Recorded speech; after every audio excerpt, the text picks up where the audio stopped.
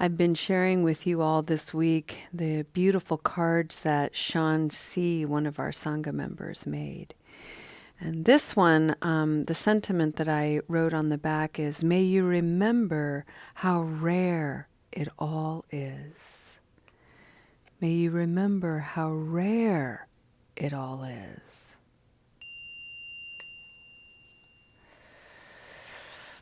I invite you to arrive fully, and I invite you to come into awareness of your body and take notice of what your body needs and what your body wants. So allow yourself a moment to just scan the body and see. If your body wants to lie down, please do. Please afford yourself this time to rest. And even if you fall asleep, the cells in your body are going to resonate with the Dharma that's being offered here today, with the meditation that's being offered here today. If you'd like to cultivate a more concentrated practice and you'd really like to practice being a little bit more alert, then I would recommend that you sit nice and tall.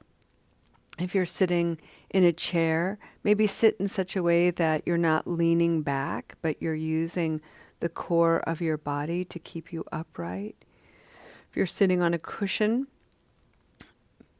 protect your knees and sit in a way where your knees feel at ease. Turn an inward gaze. Close your eyes if that's comfortable for you. And then bring your full attention to the way you're breathing. And then you don't need to correct anything, just notice. How are you breathing?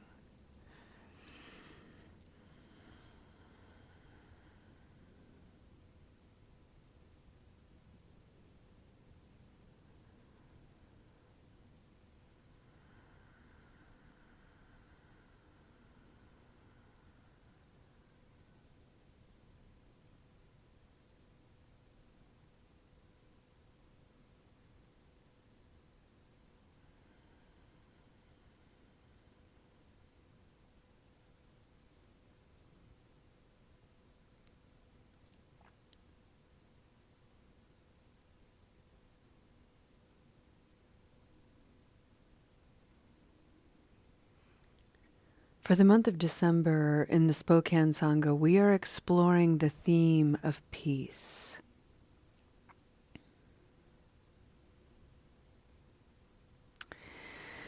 And on Tuesday evenings and Thursdays and Fridays, I've been reading a list of synonyms for the word peace.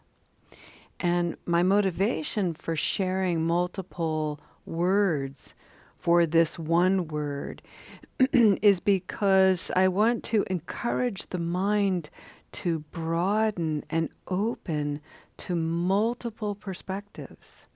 This is a way of reconditioning ourselves to look at a single object of our attention from as many points of view as possible. Here we are looking at this one concept called peace. And most of us have a story about what that means, how it works in our life, how it's been lacking in our life. And so by infusing that concept with similar words, similar concepts, we might get a different perspective. We might be able to soften a little bit. We might be able to open a little bit. We might be able to relax and find a little bit of ease so that we don't have to be so hard on ourselves. We don't have to be so harsh. And maybe, just maybe, we can step into the wonder of it all, the wonder of being here, the preciousness of being here, the recognition of the evolution of life on this planet over billions of years, and how it all came to be so that you and I can be here in this moment talking about it, contemplating it. It is so rare and so magnificent. So the synonyms to read today: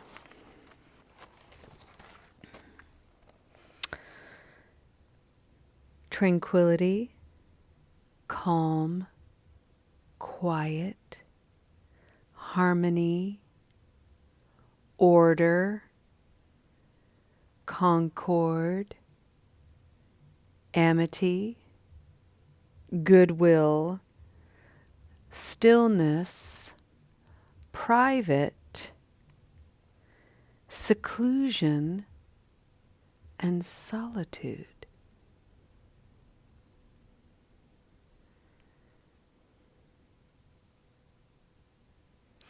Let me read them from the opposite direction.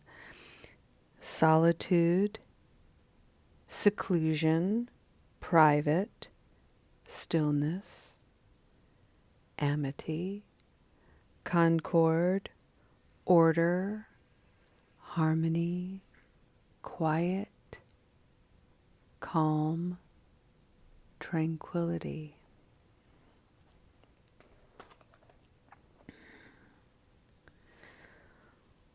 One of the things that I love about Eastern philosophy, whether it's Hindi or Buddhism, is the natural harmonizing of black and white thinking that Eastern philosophy has, to the point that there is no real black and white. There's no dualistic thinking. Those exist, but the emphasis isn't on something being this or that. It's either black or white. It's either good or bad. Buddhism and Hinduism both really emphasize the bothness of anything. So when I think of the word, for example, seclusion or solitude, seclusion especially really grabbed my attention because on the journey of recovery, substance misuse disorder is all about isolation, disconnection, seclusion, often not by choice, it seems like. And so in that way, seclusion and isolation is not a peaceful experience. And this is the whole point of bringing forward these synonyms and these concepts, is because they allow us to, again, look at the opposite. Look at what else is here, what else is true.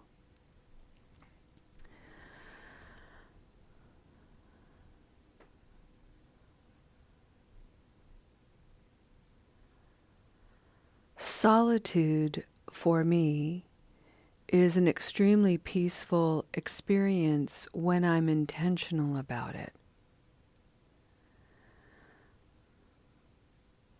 Sacred solitude. And I spent many years very quiet and contemplative, and it really informed my practice and my way of life. And I return to that regularly. I need a lot of quiet. I need a lot of space.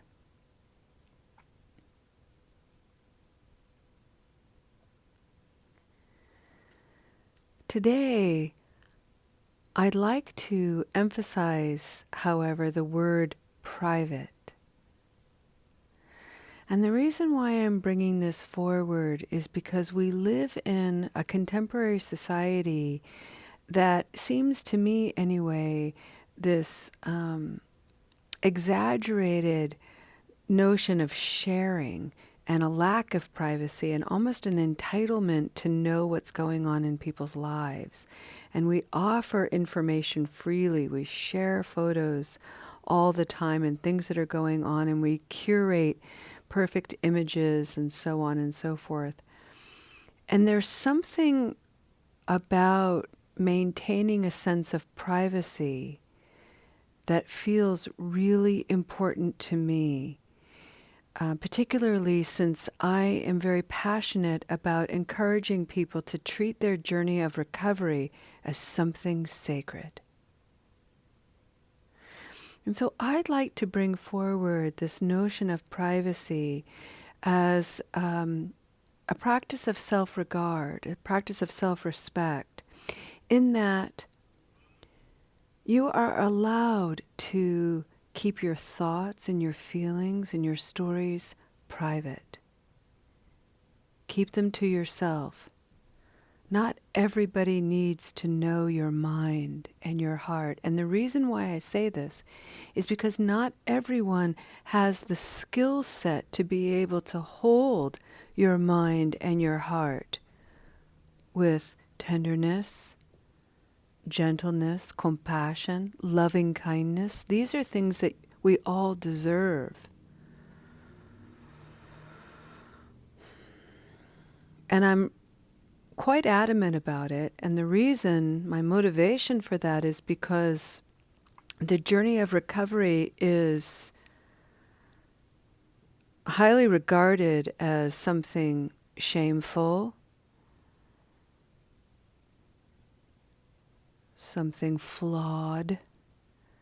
There's so much stigma wrapped around it, and that stigma often gets internalized. And so people on the journey of recovery, on the journey of sobriety and recurrence and abstinence and recurrence and so on, have an internal landscape that is harsh and prickly, sometimes dark and haunted. And this is a way of bringing a new light to that inner landscape that says, hey, it's a little reminder, like a little flag that says, I keep showing up, yo. I keep learning. I'm open to try something else, something new.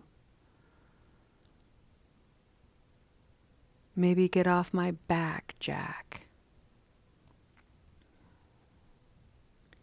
And really, the entity that's on our back is ourselves. So we have to remind ourselves to be gentle. Hey, Julia, ease up.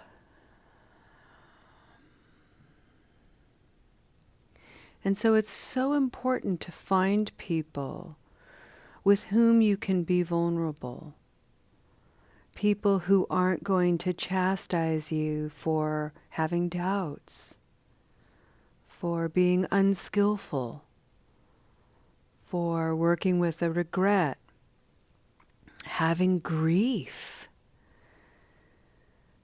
So a clue that somebody isn't skillful is when you encounter people like, you just need to get over it. Okay. Thanks. I'll just flip that switch and be done with it. Not a skillful response. I can appreciate the feeling motivating that, but that's someone who's not able to be present to the stress of the situation. Whether I should be over it or not, I'm not. And I need space and time to grieve, to puzzle through whatever is causing confusion and discomfort. I remember saying to someone who I thought had the capacity to help me hold my feelings, when I asked them, I could use a little reassurance. And their response to me was, and I quote, "Really? You? Wow. I never thought you would be insecure." Okay. Rain check on that vulnerability share.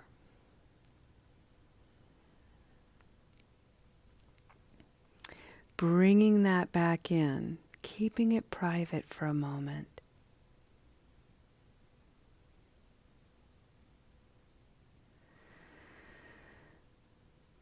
And rather than spending any time blaming another individual, this individual who was insensitive to me, recognizing, oh, you simply don't have the capacity to help me hold my feelings right now. Good to know. I'm going to bring those feelings back into the privacy of my own heart and mind. And you know what? Maybe I have the capacity to hold myself. Maybe in the private space of my own heart and mind, my wisdom will come through. Maybe if I'm present and I'm a little bit peaceful and quiet and calm, I can trust my own knowing. That is what we are endeavoring to do here. It's not to say that we don't need one another. We do. But let's not forget that we also need ourselves. And to cultivate those really impeccable, virtuous qualities that we all possess. All of us have the capacity for sensitivity and consideration, thoughtfulness, presence, love, care.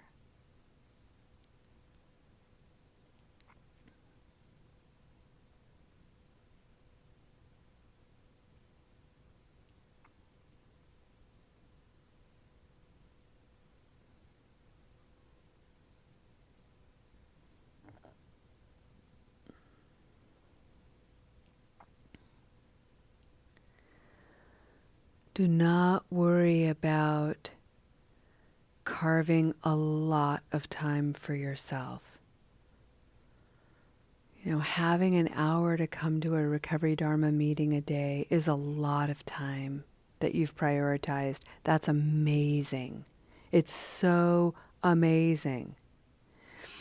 And on another day, if you don't have an hour, but you have a moment is enough time. It really is. Keep building on those moments. And then before you know it, you've been practicing for 2 years, 3 years, 4 years, 10 years.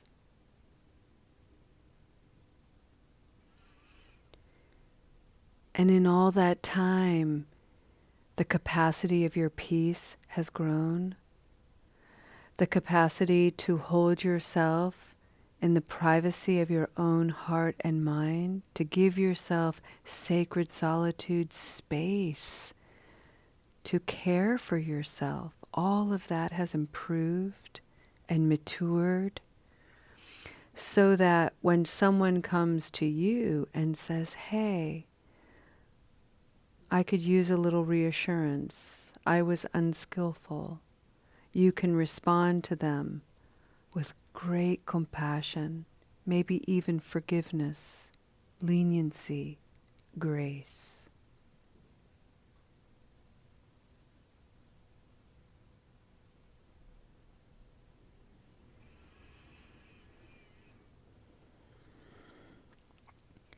The last thing I'll add is that yesterday I shared with you this, or maybe it was Tuesday, I can't remember now, but I shared this. One of the things that I work with is a righteousness. And I'm ashamed of that sometimes because in my righteous posture, I tune out other people. I don't listen to them. I don't want to give them the time of day. And these are people that I want to care about. And when I'm in a righteous state of mind, I find my care falling short. And I'm ashamed of that. And I share that with you, not because I'm so ashamed of myself that I am going to exaggerate that and label myself as a bad person or a shitty friend.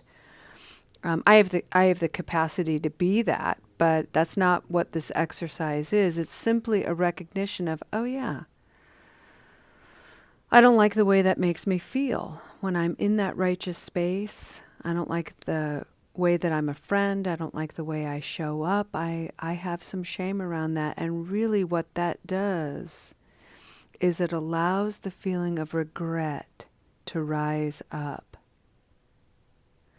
And that regret speaks to me and calls me to do some work, some reflection, to care for myself, really. It's not about inflating that experience or exaggerating it or distorting it so that I shut down, I turn away, I close off. In fact, just the opposite is true. I go to the privacy of my own mind. I look deeply from as many angles as I can. What is this all about? I try to gain some understanding. I offer myself loving kindness. I soften it so that this righteousness that lives in me can calm down. And I might not be able to listen to somebody who is sharing a point of view that I am in complete opposition of. I might not be able to listen to them for an hour, but maybe I can listen to them for a moment. And that's what I'll work with.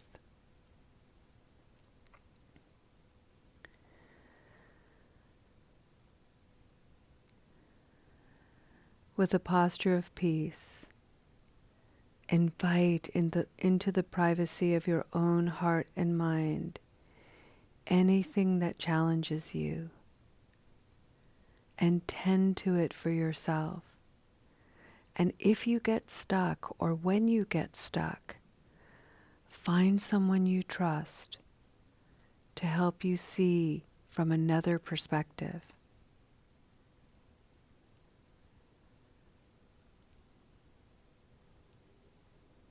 And enjoy the peace that takes place and resides.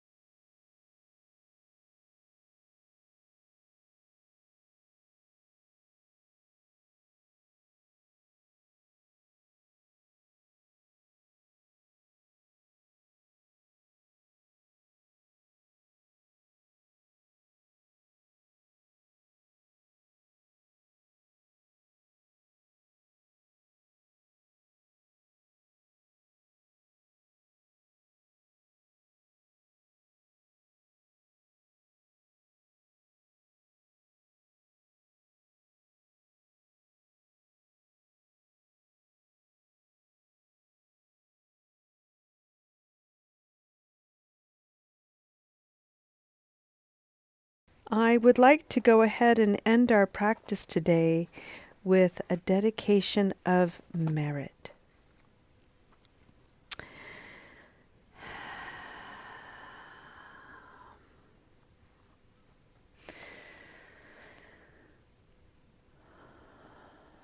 I think one of my favorite things about the Buddhist practice is how we are trying to heal and trying to open up and trying to really live in such a way that we embrace how rare and magnificent this precious human life is, and to try to be of benefit.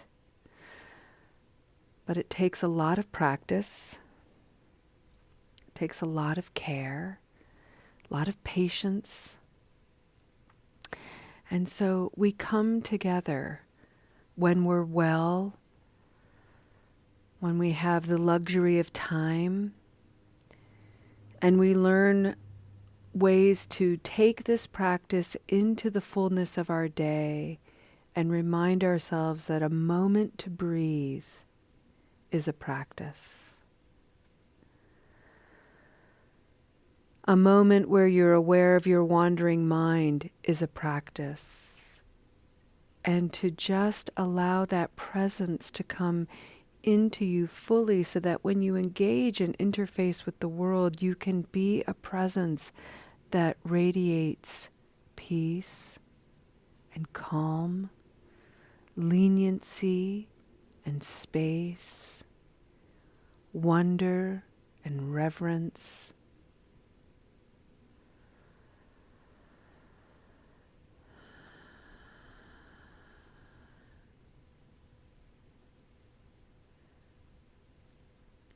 In this way, you really do, as yourself, bring a light to the world. Thank you so much for your practice, friends. We'll see you next time. Namaste.